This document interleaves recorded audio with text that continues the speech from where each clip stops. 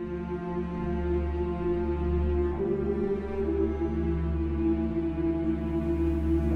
know, a lot of thinking was just running through my head. How is this going to feel? The pain, you know, am I going to be shot? Am I going to be slaughtered? We only hear them as stories. And when it's now come to a point where the knife came close to my neck, and I realized that really this is happening for real, I began praying in my heart. I said, Lord, forgive me for all I have done. Amina and her children are alive today. This is nothing less than a miracle. This Nigerian Christian family has survived 2 violent attacks by militant Islamists. Sadly, their father was murdered during the first attack when Boko Haram fighters broke into their house. They also tried to kill 2 sons, but the boys survived. On 2nd October 2012, that day we were in our house together with my children in the evening around 7 o'clock. I opened the window and I saw people coming in, jumping out from the fence with weapons. Then I ran to my dad and said, there are people in the house. They told my boys to lie down on the floor. Later I saw them bringing my husband inside. They tied them like this at the back. All of them were armed and they were all having knives, shouting, banging doors. They started asking our father some questions, and they said that even their fellow Muslims they killed, talk more of we the Christians. There was this fear that included or covered us, or me in particular. After packing everything, they now said, okay, they were asking him whether he has another money. He said, I don't have it. What do you want from me again? The other person answered and said, today is your day, tomorrow is not yours. So when I heard this, I started praying. I said, God, I don't want to be a widow. Please help me, Lord. I started praying. What happened next was horrific. The Boko Haram fighters started attacking the father and the 2 eldest sons, trying to slaughter them like animals. First of all, they started with my dad. Before they started it, some of them held him like this with their legs, and I heard him praying, though I didn't hear each word that he was saying, but he prayed. Then they slaughtered him there. Then next it was me. They came, before they will slaughter you, they will say their Muslim prayer. Then they started. And I began praying the Lord's prayers. Psalm 23, the Lord is my shepherd. Psalms 118, I shall not die but live. You know, and something surprisingly happened. The pain which I assumed I'm going to be feeling when I'm being slaughtered is not there. It's just this dizziness of too much loss of blood, and I went unconscious. To be sincere, my mind was off. As if I was mad. I don't know what I was doing. Amina's husband died that night, but fortunately, her 2 sons survived the brutal attack. They lost a lot of blood, but were taken to hospital in time to save their lives. After I regained my conscience, by then I'm in the ward, and I could only feel pain then. The pain I was assuming I would feel when I'm being slaughtered, I did not feel it then. It was when I'm in the ward after the surgery. That was when I began to feel the pain. We stayed at the teaching hospital, Costin, in Maiduguri, Borno State, for a month. The report for the injury was deep cut. Veins, throat, everything were cut off. It's just an artery vein which transmits blood from the heart to the brain that was left.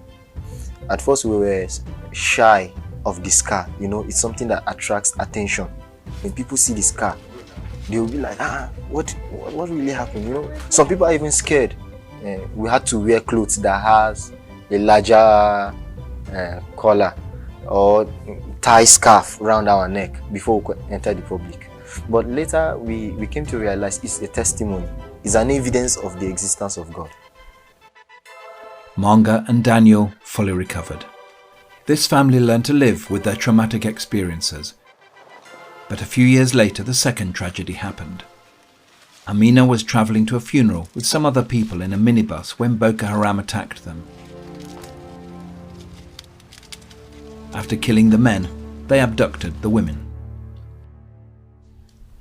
They now shot the driver that was driving us, and then they shot the tires.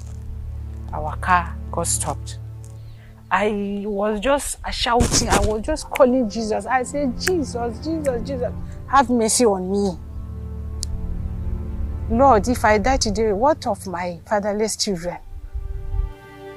From there, they took the van and all of us that were there and took us to Sambisa. The vast and remote Sambisa forest in the far north of Nigeria is a well-known Boko Haram hideout. Here, the women were left to the mercy of their abductors. They used to send their imam to come and preach to us. And after the preaching, they will ask us, who amongst you that want to denounce Christ? So that we will take her and give her to our people to go and stay with our women and have freedom. And by His grace, we all join our hearts. That none of us, by His grace, we are not going to denounce Christ. For us to live is Christ, but to die is gain. As a child, Amina had learnt many Bible verses by heart. The kidnapped women were glad that they had crammed so many verses and songs into their heads. To the glory of God, as I say that we used to conduct a church service, those verses that we have, we used to preach to ourselves. That is why the Bible says that you should teach a child the words of God when that child is small, because if that child grow up, he will not forget it. After 8 months of negotiations between Boko Haram and the Nigerian government, the women were freed.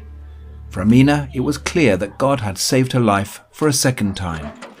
Back home, she thanked Him first. I went into my room and knelt down and prayed before I came out. And I was just thanking people. There, I started singing a song that says, by His grace, I am alive. Amina was safe, but at the same time, she was deeply hurt emotionally. She needed trauma care. Thanks to the many gifts of Open Doors supporters, we were able to offer her a week-long retreat. There, Amina learned how to have a meaningful life as a Christian and as a mother after all that had happened. A person that has gone into this trauma has so many things. There are fear, isolation, anger, and so many things. But after that training, all came down by His grace. Today, Amina and her children proudly tell the world how God showed them His glory in miracles and in the love of fellow Christians. Open Doors helped me to realize the love of God. They care for those that are suffering, those that are in trauma, those that are in trouble, making them to realize that God still exists through people. This incident has affected my life in so many ways, but it has really increased my faith. No matter what the enemy will do against you, if your time has not yet come, there's nothing the enemy can do about it. Paul the Apostle said he suffered all this for Christ, but above all, he should count it all joy. And this word kept pounding in my heart. I should count it all joy. But with this hatred of what these people did, count it all joy. But again, with the second chance God gave me, that joy had to exist. I could have been somewhere in the land of the dead by now. You could have been crying because I am no more. I was just saved by His grace. When this happened and God saved my life, I come to realize that it's not how much I've been close to the Lord then. It's not who I am, nor because the fact that I'm a Christian or my level of spirituality, no. But He just loved me for who I am. He's just there, He's God.